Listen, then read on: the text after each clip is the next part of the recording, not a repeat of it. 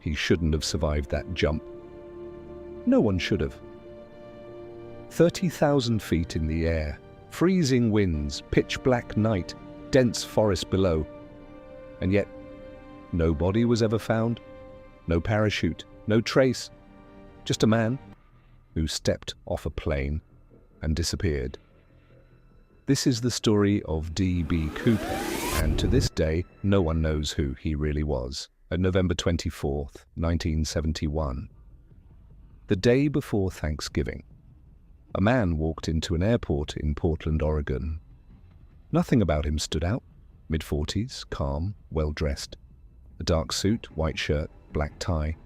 The kind of man you wouldn't look at twice. He bought a one-way ticket, cash. The name he gave, Dan Cooper. He boarded Northwest Orient Airlines, Flight 305. Destination, Seattle. A short flight, routine, forgettable, until it wasn't.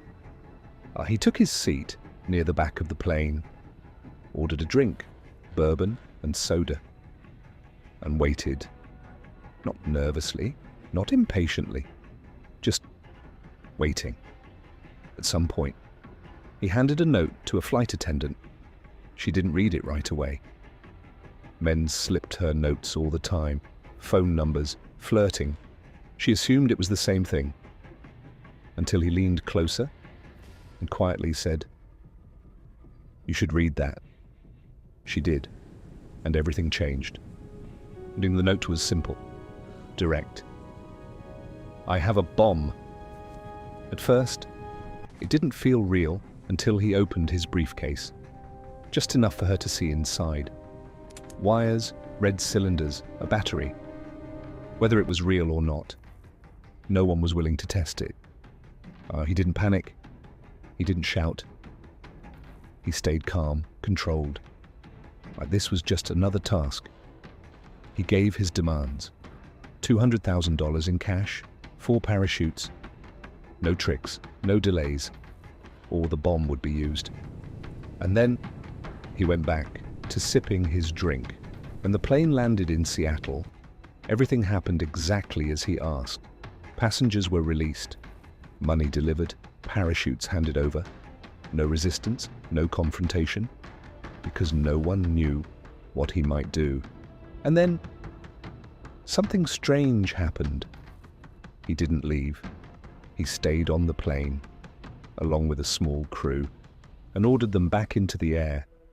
That's when it became clear, this wasn't just a hijacking, and this was something else. And he gave new instructions. Fly south, keep the altitude low, slow the speed. Landing gear partially deployed, and to most people, those details meant nothing.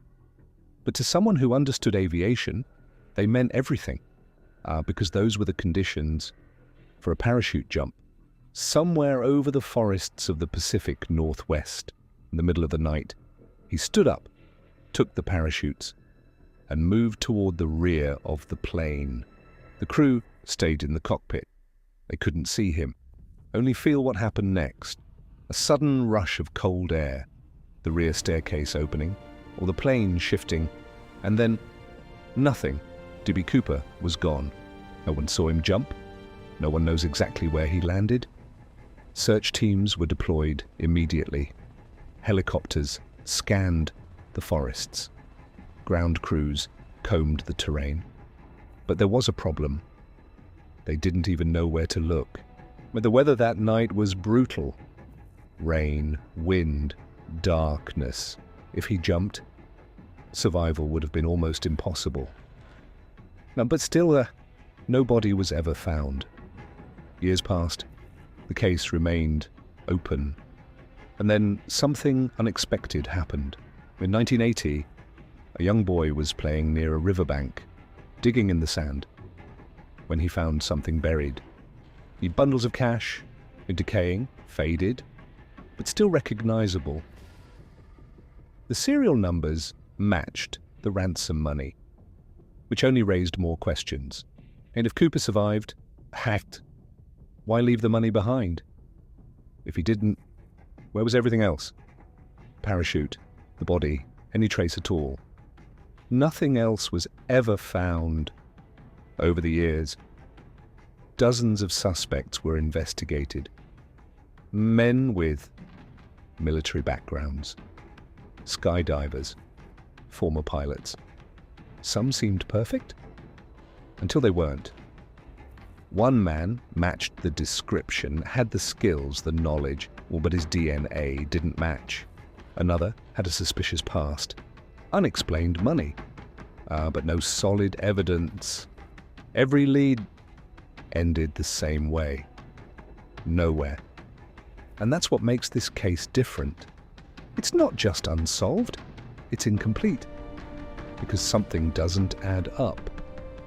A man executes a perfect hijacking, disappears mid-air, leaves almost nothing behind, and is never seen again. So what really happened? Did he survive?